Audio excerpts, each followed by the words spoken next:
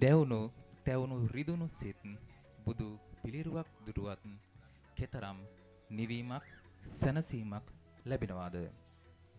එසේනම් කරුණාව වැහෙන දෙතිස් මහා පුරුෂ ලක්ෂණයන්ගින් විරාජමාන වූ ඒ උතුම් ජීවමාන බුදුරුව කෙතරම් සුන්දර ඇතිද? නිල්මිනි වනින්ද සිංහගේ පද බැඳුමට අනුරාධ අබේසිංහ නාද සංකලනය කළ විදුසා රාජගුරුගේ හඬින් ගීතවත් වූ ගීතය අද ශ්‍රී ධම්මාදාර දහම් පාසල් දූදරුවන් සමග ඒකාත්මිකව ඒ අසිරිමත් බුදුමුව කමල සිතට නගාගෙන ජීවිතයේ අනියත බව සිහි කරන්නටයි මේ සෝදානම. පුද දෙන මේ මල් පරවෙන වාසේ ජීවිතයේ අනියත දකිමි හිමි පිළිරුව ළඟ නැවති මොහොතක් බුදු බණ පදයක සිත නිවමි බුදු බණ පදයක සිත නිවමි.